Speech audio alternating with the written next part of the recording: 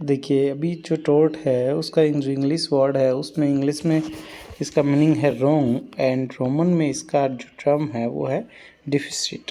तो generic it was introduced into the terminology of the English law and by the French speaking lawyers and जजेस of the court of the Normandy and Angevin kings of England. तो यहाँ से इसका origin हुआ और India में इसका origin होता है जब जो चार्टर ऑफ द ईयर 1726 जो है 1726 का जो चार्टर है जिसके तहत इंडिया में पहली बार कोर्ट जो इस्टेब्लिश किए गए थे, 3 कोर्ट को प्रेसिडेंसी कोर्ट और मेयर कोर्ट कहा गया, बॉम्बे, कलकत्ता एंड मद्रास में।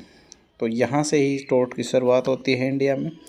तो these courts were working under the common law, जो इंग्लिश जो कॉमन लॉ था उसके अंडर ये काम करते थे। ये कोर्ट है जो इंग्लिश जो लॉ है उसके अंडर डायरेक्शन में थे ये।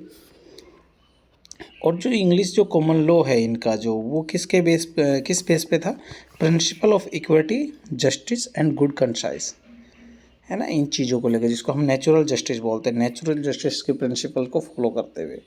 तो law of tort was being considered is inseparable part of common law. Common law से ये निकल के आपका लॉ ऑफ टोर्ट आया और this was made applicable in India in this reference, but due to care was taken that it applied as per the condition, custom और tradition of India। यहाँ पे आके थोड़ा सा ये चेंज हुआ कि कंडीशंस के बेस पे और जो इंडिया में जो कस्टम्स है, जो ट्रेडिशन है, उसके अकॉर्डिंग इसमें थोड़ा सा चेंजमेंट आ गया। बघेला वर्सेस मोहसिद्दीन का ये केस है, बॉम्बे हाई कोर्ट का ये केस। तो इसमें कहा गया कि the meaning of the principle of equity, justice and good conscience be taken as per the rules of the common law of England but corresponding to the condition and custom of the India. कि जो ये एक जो principle है equity, justice और good conscience के, इसका जो बेस है वो इंग्लिश कॉमन लॉ है, लेकिन इंडिया के जो कंडीशंस है, सिचुएशंस है, कस्टम और ट्रेडिशंस है, तो उनके अकॉर्डिंग इसको चेंज किया जाता है। नवल किशोर वर्सेस रमेश का ये केस है, दूसरा केस ये भी दे सकते हो। तो ये ठीक है, लॉ ऑफ टोर्ट जो है वो इंग्लैंड से इंडिया में आया है और यहाँ का जो एटमॉस्फेयर है और ट्रेडिशन कस्टम है उसके करस्पॉन्डिंग ये हुआ। 1726 में ये आया। वो इंडिया में देखो, इसका डेवलपमेंट की मैं बात करूँ तो इसके डेवलपमेंट का जो प्रोसेस है वो बहुत ज़्यादा स्लो है।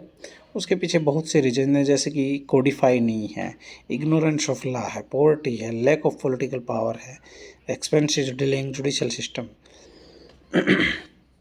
नोट कोडिफाई है, बिल्कुल नोट कोडिफाई है, क्योंकि सिविल कोर्ट में हम इसके रेमेडी के लिए सिविल कोर्ट में जाते हैं, अभी तक डिसाइड नहीं है, ये कोडिफाई नहीं है। आप इसमें केस है RP Sharma state of Rajasthan का, Shashidhar Ranjan versus state of Tripura का, भोली देवी स्टेट ऑफ जम्मू का, ये केसेज हैं। उसके बाद में ignorance of right and rule, यहाँ के लोग हैं वो ज़्यादा अवेयर नहीं है अपने राइट्स के बारे में, इलिटरेट है, अनअवेयर है ना। तो उनके जो राइट्स वायलेट होते हैं उनको उसके बारे में पता नहीं होता रेमेडीज के बारे में। ये भी एक इसका रीज़न है कि इसका डेवलपमेंट नहीं हो पाया। जनरली आप देखेंगे डेली लाइफ में तो बहुत से टोर्ट होते रहते हैं, लोगों अवेयर नहीं है।